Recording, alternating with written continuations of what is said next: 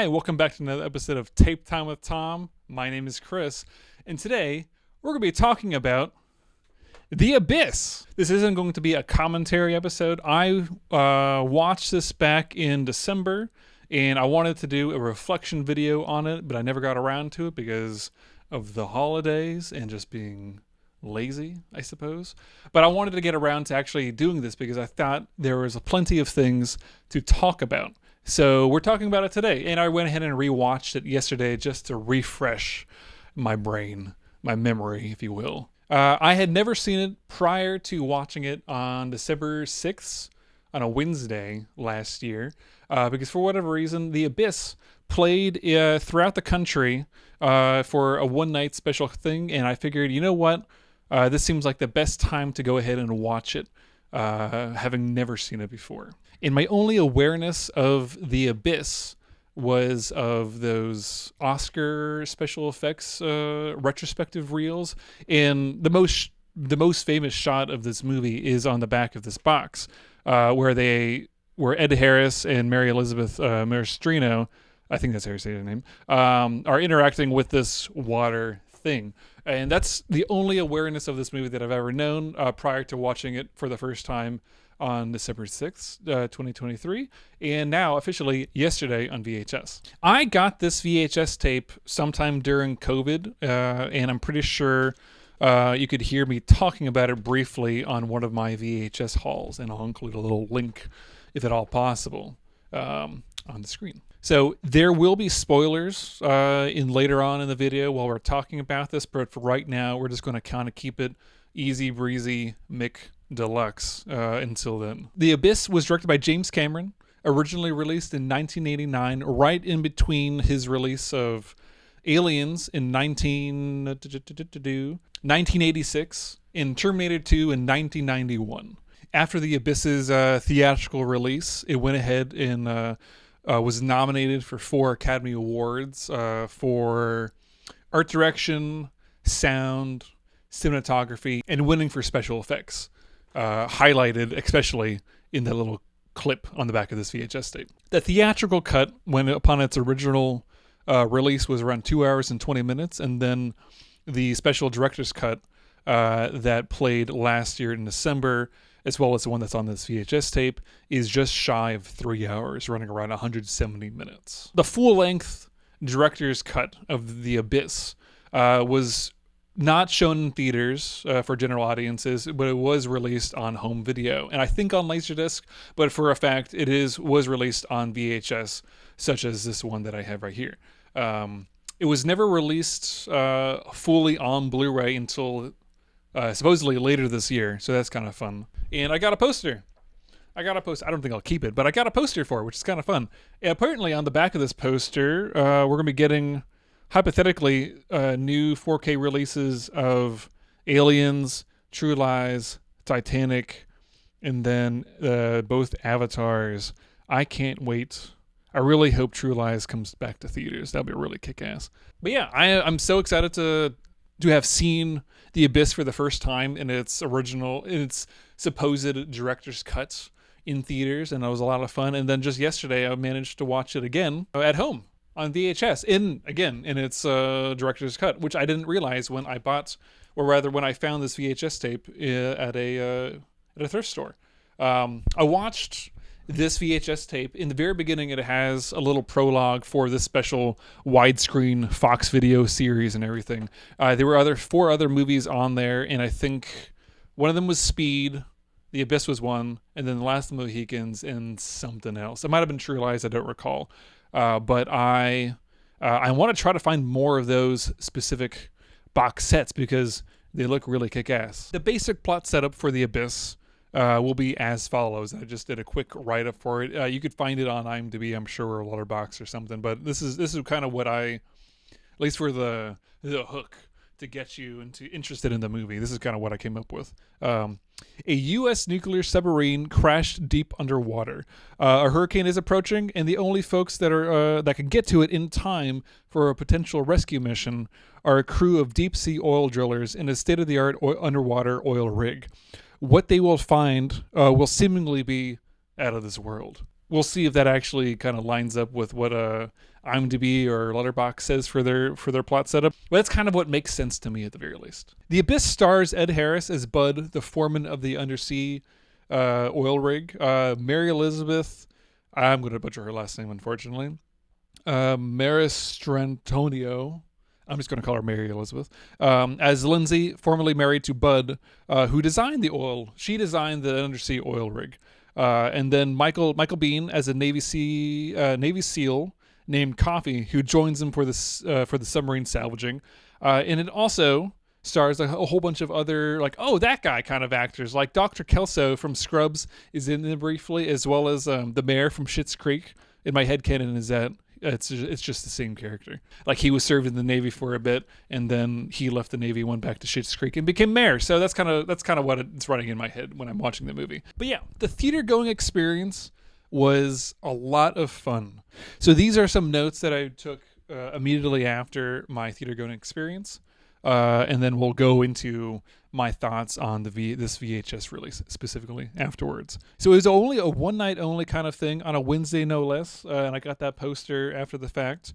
I figured, again, like I said before, I'd go ahead and just take the jump just to watch it for the first time in theaters, because it seems like it's a once in a lifetime experience, and it truly was. It was a lot of fun to watch. So my local theater has something called RCX, which is basically kind of like an IMAX ripoff. Like the screen has IMAX dimensions, like extremely tall and everything. Nope played great in that movie. I don't think Oppenheimer played in its full IMAX aspect ratio. The Abyss was released in a couple of different aspect ratios before, like theatrical and then like 70mm release and stuff. But this seemed like it was the same aspect ratio as the one that was on the VHS. So basically like full screen. So it looked great no matter what. It sounded fantastic. In this theater specifically, it has like subwoofers underneath the seats. So the sound design sounded absolutely incredible. So I bought my ticket on Monday. And I was like, oh yeah, let's go ahead and jump on watching this on a Wednesday. So when I bought my ticket online, I was the only one to have purchased a ticket at that time. I'm running a little bit late. Getting to the theater. I get there just barely before the trailers start. I think there were trailers, but just barely before the trailers start. And I walk into the theater, and I see immediately surrounding me are two groups of like 5 or more people either side of me. So otherwise the theater is basically empty. Everyone was in the front row. I don't want to complain too much about not having space in a movie theater, especially for something like this big. I completely understand if this is like, if it was a packed house, that's fine. That's cool. That sounds fantastic to me. But in an otherwise empty theater going experience, I think the best case scenario is to leave a buffer, you know? I know we're just getting out of COVID. Everyone's fine sitting next to each other, but it seemed like they were giving a buffer to each other, but they didn't know that I was there. I would have liked to have had a buffer, but you know, it's a great experience to be had. I was the only one there who didn't have other people sitting with them. So it is what it is, you know, it's just one of those things. So watching this on VHS, Kate joined me for the half of it, and then she went upstairs because she's getting tired and everything, watching it on a Monday night. It definitely, visually, it doesn't hold up. But, you know, special effects wise, I think it blends things together a whole lot. But like, it's definitely worth watching it remastered in 4K and everything. And I'm very interested in seeing what this Blu-ray looks like when it comes out later this year. But watching this on VHS was still a lot of fun. You know, don't get me wrong on that. I didn't realize it was the same full length director's cut when I was watching it at first, because it just felt faster. It was almost as if. You know how when you're trying to drive someplace new for the first time, it takes forever to get there because you're like watching and you're looking at your map and everything. But when you go there a second time, it's like, oh, it just flies by. It kind of felt like that, at least. Like when I'll get to this later on when I'm going into my cons for the movie. But I felt like I was checking my watch a whole lot more in theaters, but while at home, it just kind of it flew by. So. I don't know. I thought it was faster. I thought it was the truncated theatrical cut because of how fast it felt. But for whatever reason, It's the full length one, so I don't know what's up with that.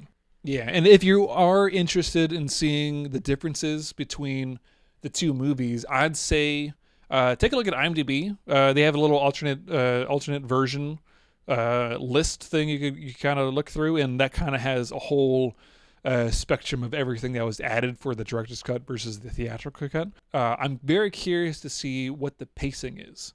Like, I know a lot of stuff was added into it, hence that list. But I'm curious to see if it feels faster or if it feels slower. Because I know some movies, if you give them room to breathe, they feel faster, paradoxically. But for whatever reason, if it's cut down, is like, why is this lagging? And vice versa. It's a delicate balance. And honestly, I'm kind of surprised that The Abyss wasn't nominated for Best Editing that year. I'm very curious to see what was nominated. I'll put something up there. The last thing I'll say for the VHS for right now is that in the very beginning, there's a fun little behind the scenes featurette on the making of the movie, and that was a lot of fun to watch. And I'm very interested in watching some of the behind the scenes documentaries that I think are on some of the DVDs and hopefully on the Blu-ray that's coming out later this year. Because it just seems like it was just a massive undertaking in making this movie. What was briefly on this VHS tape seemed really cool. And if I'm able to put it on my second channel, Tape Time with Tom 2, I will. But if I can't, I'm sure people could find it online elsewhere. And hopefully on the DVD or something. But yeah, let's go ahead and transition over to just my general thoughts on the movie. I've divided this into pros and cons. The start of the pros, my praise for the movie is that James Cameron knows how to make a fucking movie. It's amazing what he was able to do. Like, I heard tales of how they shot in an abandoned or like a decommissioned nuclear power plant, and in like the water reservoir, and became the largest underwater set for a movie for almost, I think, decades, basically. And it just seemed, like I said, a massive undertaking, and it's incredibly praiseworthy and just awe-inspiring of what they were able to do. Because if watching it on the big screen and watching it on VHS is like, wow, they really did this. Like, they had so much. Like, I think the ratio that they said is like at least 40 to 50% of the movie was shot underwater. And they had all the cast trained for scuba diving. I mean, not scuba diving, just like underwater diving and everything. It's like, man, they put everyone through the ringer. And a lot of people really did not like the production of this, and a lot of people just like refused to talk about it, basically. But man, the effort shows on the big screen. And I'll say this again, I'm sure, but it's definitely worth watching this on the biggest screen possible, I think. Like, the biggest praise I could give this movie is its production design, and you really feel it in the first act when we're first introduced to Ed Harris's character Bud, and he's walking around the insides of this undersea oil rig and everything, and you just have long tracking shots of him and other characters like going through the hallways, and like, man, you feel the depth, you feel the claustrophobia. And you feel how, like, wow, they actually built this fantastic set, and it looks great. So it's high praise for that, as well as a lot of the high action sequences. There's, like I said earlier, there's a hurricane that hits, and this oil rig is attached to a topside rig, basically. And during this hurricane, they get detached, and the crane falls into the water, kind of going into spoiler territory a little bit right here, but it barely misses the undersea oil rig, but then it continues to fall down into the trench and dragging the rig further down into underwater. That whole sequence is probably one of the best that James Cameron has done on film and everything, and I think it's incredibly memorable, and it just shows how adept he is at just like staging and conducting a movie. It's incredibly impressive for what he's able to do, especially in 1989. Like I said earlier, go see this on the biggest screen possible. According to IMDb, there is a 70mm print. I am very excited to watch that, if at all possible, someday in the future. Hopefully that gets like a tour sometime around the US, kind of like what Boogie Nights had last year. Would love to watch that in theaters. That'd be fantastic, I think. Yeah, this movie has incredible underwater cinematography, and like I saw that Glory got the Oscar for cinematography last year, and I'm very curious to see what that movie looks like, because I feel like The Abyss was the one to beat. You know, it was just everything that, like I said earlier, everything that they did underwater. It's just impressive. To its detriment and to its praise, you could feel James Cameron's influences on his sleeve. Like the best case example of this is Das Boot, another movie if you haven't seen, you gotta watch. That movie is all about a German U-boat during World War II, and you feel the claustrophobia in that movie, and you really feel it being an influence on The Abyss, especially during the action sequences, during the hurricane sequence, as well as some of the other ones when everyone's just like running around underneath in the undersea oil rig trying to close off water coming in. And it's like you could definitely feel James Cameron using some of this techniques for Titanic almost I think 8 years on from this. So it's very cool. It's very impressive. Acting wise, I can't say many of the acting is like superb, but it's good. It's good acting, you know, like Ed Harris effectively plays like a blue collar foreman for this undersea rig. You know, like he knows what he's got to do.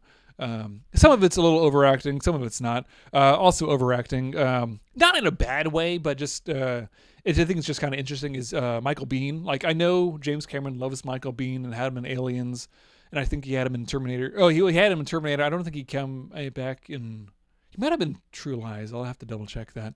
I can't see a fantastic job, but Michael Biehn did a really good job kind of emulating the Doctor Strangelove character of dipping into spoiler a little bit right here, going underwater. They set it up in the first act. They're like, it kind of just depends. It's kind of random when you're going that deep underwater. Sometimes you go crazy, you get the shakes, and then you get the paranoia and stuff like that. So Michael Bihn's character gets this, whatever this acronym that they give, but he gets the paranoia, and he slowly evolves into this kind of Colonel. It's not Colonel Kilgore, but whoever Sterling Hayden played in Doctor Strangelove. He kind of emulates that character a little bit. So that was a lot of fun to watch. He overacts maybe a little bit, and I thought it was funny how James Cameron and the producers really wanted to emphasize him for an Oscar campaign for supporting actor. I don't think he was ever going to get seriously nominated, but I thought his effort was enough to warrant a campaign, if that makes sense, you know? Let's go into the issues I have with the movie. Yeah.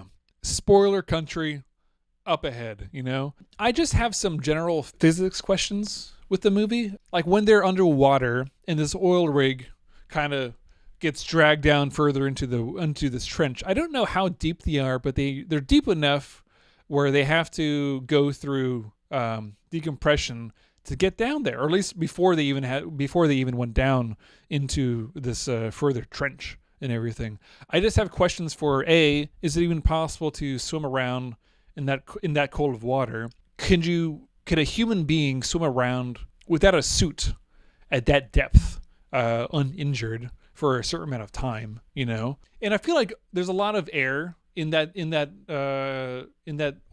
undersea oil rig, and I feel like if it tips around a certain point, air's just going to flow out. And I don't know how they managed to, like in the oil rig, there's a, they call it the pool, I think, but like where the smaller subs can go in and out for people to go into the rest of the ocean, basically. And I feel like how is that a good idea for just getting in and out for the water and everything? I feel like all the air would have, when it tipped over, when it was dragged down into the trench, would have just flown out. And then also, like, I know it's a little morbid. We just had that last year, that submarine that exploded going down to see the Titanic. I feel like more of these mini subs would have imploded like that. I know we have, spoiler alert, Michael Biehn dies in a submarine implosion that way. But I feel like when Ed Harris and Mary Elizabeth are in their sub and they're flooding, I feel like that would have imploded and just like, are we done? The physics of the movie, I'm sure James Cameron did plenty of research, and I'm sure a lot of more smarter people can answer this for me, but I just feel like there's a lot of questions when I think about the movie that are raised to invalidate the believability, if that makes sense. Like I said, the greatest detriment for the movie is the third act. And this kind of involves a handful of things. I find that when a movie all of a sudden becomes very preachy, I get a little standoffish. Ed Harris travels to the bottom of the trench after Michael Biehn releases this nuke. And he goes down there using some actual sciencey kind of things. I'm not going to get into that too much right now. But he goes down there, and then there is he deactivates the nuke. But then he's like, oh, he doesn't have enough time to get back up to where they are before he dies, basically. So he's just like, I'm just gonna I'll let it be. I love you to Lindsay and everything. Wishing her well and everything. But then this alien species, I'm calling them aliens for convenience sake. I don't know what else to call them. But this other species arrives after going through. The alien species invites him to go further down into their colony, their organized, their society, basically, and like through a space odyssey, the end of Space Odyssey kind of sequence, he goes down there. And he's introduced to these aliens. Not strictly speaking, they can't speak English, but they understand English, which also doesn't make a whole lot of sense. We'll get into that later. But then these aliens are like talking to him through television. Somehow they're able to, like, I'm not going to argue about like why they can't project television on water. That's just sci-fi. That's fine. I'm not going to worry about that too much. But like they're doing a whole, it's very much a third act twist. I can't even say twist. I guess it is a twist, but it's not like, there's no real setup, I think. But it turns very, the day the Earth stood still, through a very heavy-handed come and see montage of like showing Hitler and all the atrocities that mankind has done to each other. They're like, why shouldn't we? Why shouldn't we end you all? Another flood. Like back in biblical times. Honestly, that's another question I didn't think about earlier. Did this alien species at the bottom of the ocean do a flood before? And they're like, you know what? We're not going to do it anymore. Because what they do is they can control water. Hence, the special effects sequence at the end. Like the aliens look like more alien kind of thing, but they're controlling water to go see them in the crew in that shot, basically. But at that time when Ed Harris is at the bottom of the ocean, they're controlling their water to make tidal waves around the U.S. New York City, San Francisco, I imagine other coastal big name cities around the world. It's just like everyone around the world is just kind of like holding their breath, waiting for these 50-story tall tsunamis to crash, but then they stop. Like, again, I'm fine with the controlling of the water. I don't have an issue with that. But it's the issue of them stopping and receding the water all because of Ed Harris and Mary Elizabeth proclaiming their love for each other. It just kind of wishy-washy. Is like, yeah, you guys could do a whole lot of atrocious kind of things. The Holocaust, nuclear weapons, a bunch of other shit, another third world war, basically between U.S. and Russia. But you know what? We see that you guys could make up, and I guess the parable is U.S. and Russia is the equivalent of Lindsay and Ed Harris, or a Bud. I guess that makes sense. Like, oh, you could make up under the right circumstances. What would actually happen if a deep sea organization announces itself to the world and be like, hey, you know what? We're here. We've been here a lot longer than you. We're actually the owners of this world. You guys are just like land dwellers. Stop fucking around or we'll kill you. It just seems unbelievable for a lot of governments to go around and like, you know what? We're not going to fight anymore. It's a little unbelievable. And I find the movie raises more questions and of unbelievability than answers. So now let's talk about my other big issue, the whole alien thing. So Lindsay, the Mary Elizabeth's character, she is first introduced to this species during the submarine sequence. The guy that freaks himself out while he's in the submarine, he sees this thing in the sub. He later on calls it an angel. It's like, oh, that's kind of cool. Like, I'm fine with that.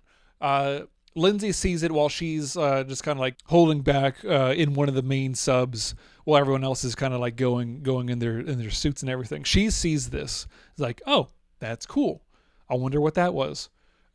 She doesn't tell anyone about it until later on. And then after the whole hurricane sequence with the crane falling down and the crane dragging them further down into the trench, she is out surveying some of the wreckage. And while overlooking this abyss, the titular abyss, the aliens, this creature kind of thing, makes itself known. She touches it with her hands and is like, oh, that's I'm fine with that. I don't have any issues with that. But afterwards, she takes some pictures and she tells everyone, yo, I saw some aliens. And I feel like that is a leap. That is an extremely far leap for a doctor to make. I feel like the most logical thing that you easily could have done in the script is that, oh, I saw this thing before during the sub.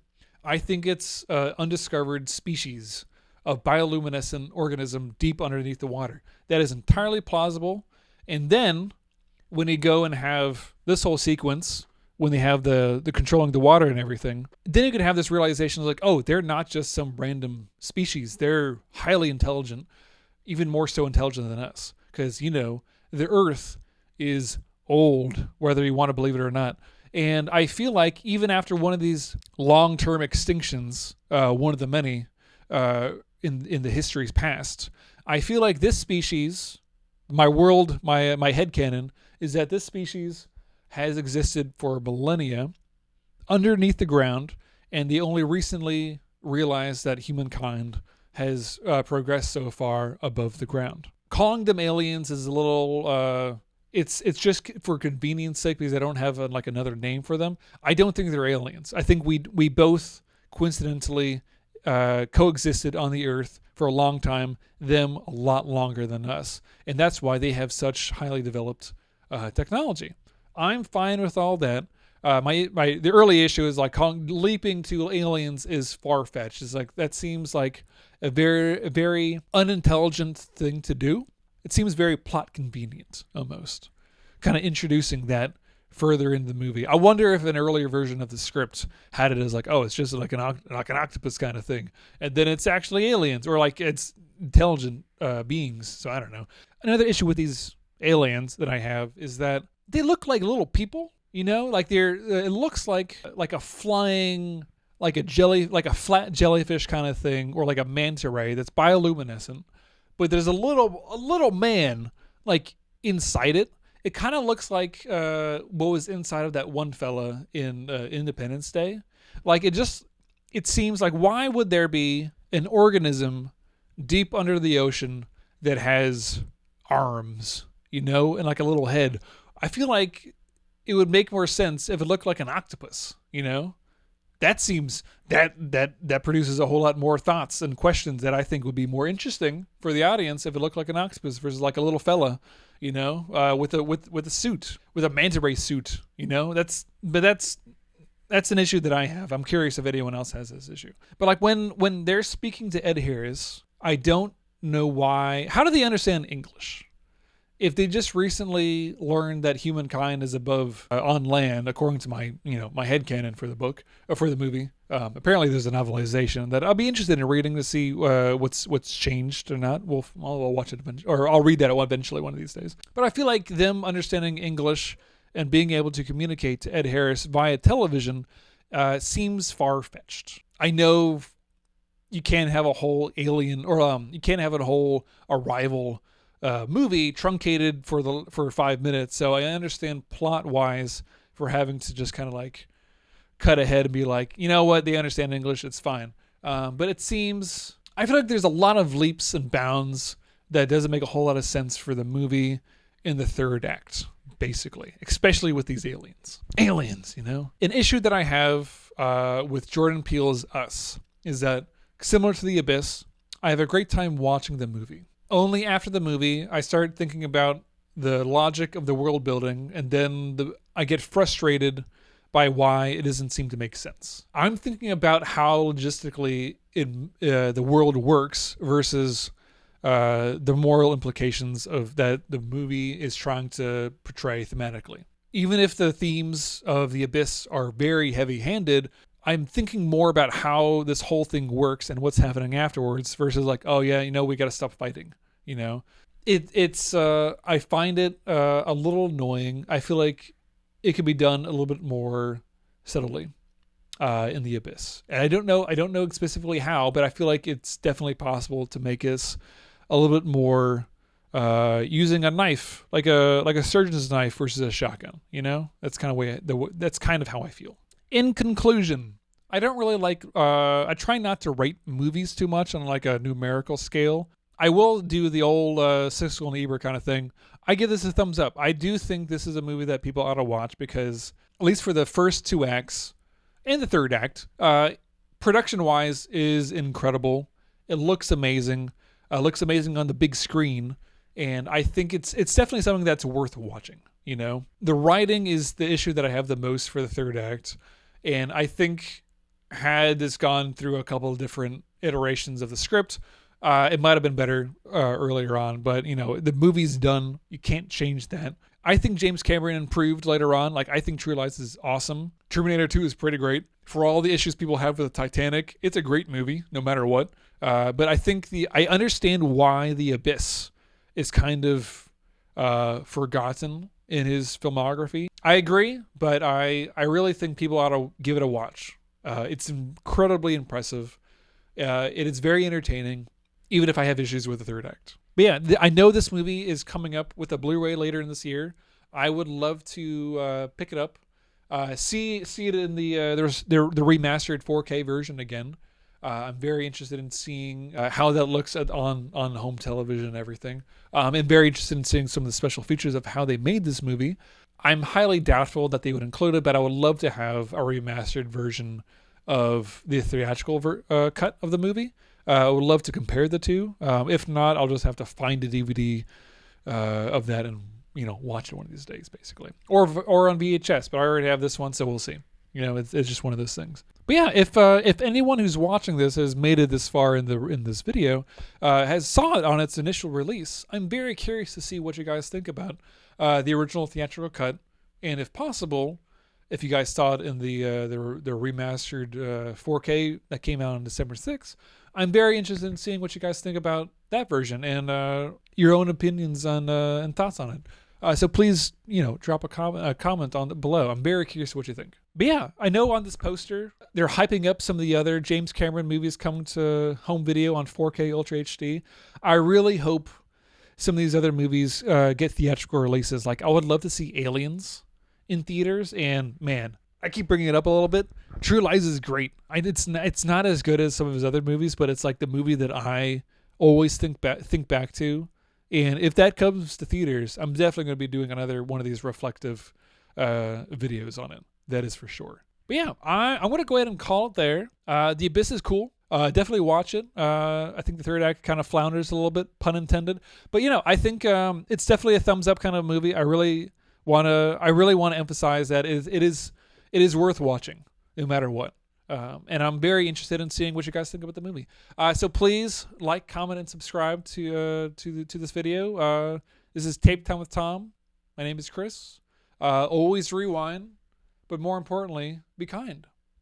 See you guys later.